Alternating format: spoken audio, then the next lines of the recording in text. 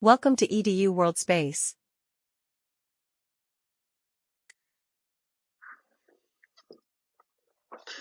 Good day, ladies and gentlemen. Again, we're looking at problem number 33 here. And in this problem, again, we're not really emphasizing the solving method so much. We're more setting up a problem and then looking at what we get when we get it. So a lot of this is actually using things from 32, which I didn't technically need to do here. So I'm just sort of grabbing information from 32. So if any of this stuff you're not aware of, it's because you haven't looked at problem number 32 or you don't know how to solve previous problems. So I'm sort of just summarizing pretty much what needed to be done. So in the first case, in the first part of it, when you set up the ordinary differential equation, the way how would I put this? So the 10 here, which is the mass of the object, this is the y double prime term. In other words, this is the force term. This here, let's see if I remember correctly, it is this the K or the, I'm forgetting now which term this is. So one is the K and one is the B term. And now I can't have this written down, and I can't remember what it is.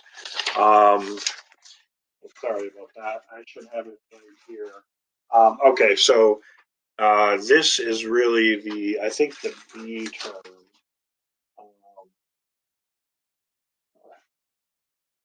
Let me see. Yeah, so the 60 here, sorry, this is the by prime, and it's the, I guess as I said, it refers to the damping term, which comes from friction, and then the stiffness term, the K, that comes from the spring. So this is sort of the spring constant. So the setup of the problem is really to just input those terms into the equation. And the previous one has is undamped. So this is a case where you have damping. The other one is undamped, and you're sort of supposed to compare between the two of them, what happens. So the first case, so now if we look at what the differential equation is, yeah, sorry about that. Yeah, okay. Okay. So what I want to do is just mention here that when you go through the solving and everything, you're going to see this is your equation here, and then when we want to talk about setting it to 0, okay, we just set y equals 0 and solve, and what you get is this tangent for t to be negative 3/2, and then that tells you that t is equal to this, but you'll this is not 4 divided by pi, by the way, it's 4 pi. It was supposed to be 4 pi. This number is negative, which doesn't mean anything, but you can add 4 pi to it. You can add, basically by adding numbers of pi, multiples of pi to this initial value of t.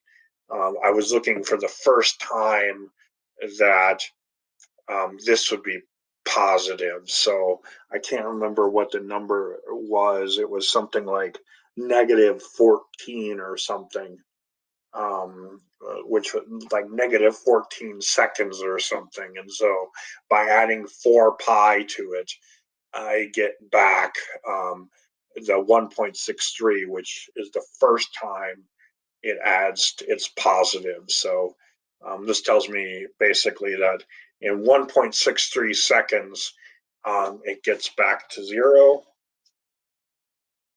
Okay, and so that's the first time it passes 0.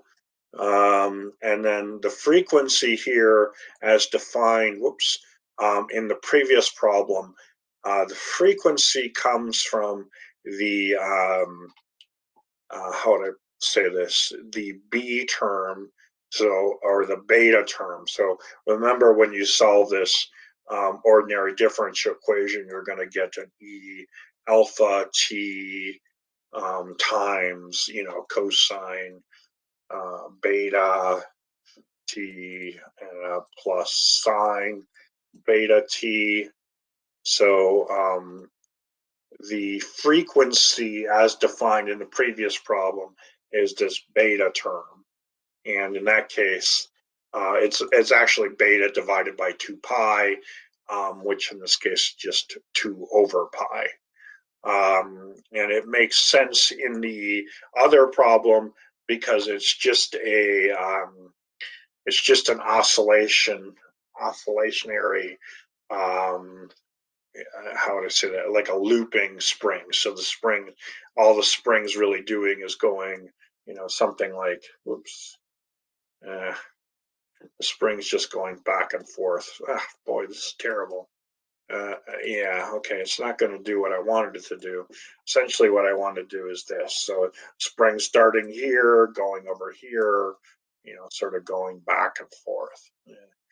So the oscillation here, or the frequency, basically is looking at or how long is it going to take to get back to here.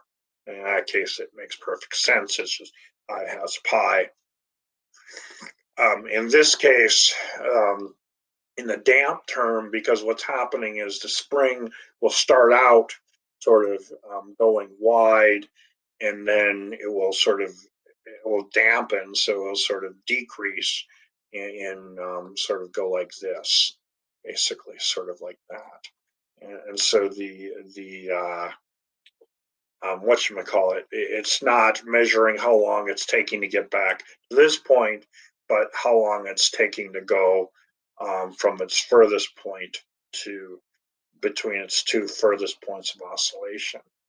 And in this case, you'll notice that in the undamped frequency, or in the undamped case, it has a higher frequency, basically because this guy's losing energy with time. And then in the damped case, so this case is losing energy owing to the damping. So and that's really it. Is that the damping term basically causes the system to lose energy because it's frictional, and that causes it to lose energy, which causes the motion to sort of fall, go to 0. Okay, so that's really it for here. I I had to read about this in section 4.1, and then a little bit more in 4.3. So it's probably useful to actually read about what these varying terms mean and so on and so forth. It's probably helpful to learn a little bit about it. So, I mean, it's basically what it gives you is a little idea of what to expect your solutions to look like, even if you know you don't necessarily care, I guess. But okay, thank you very much.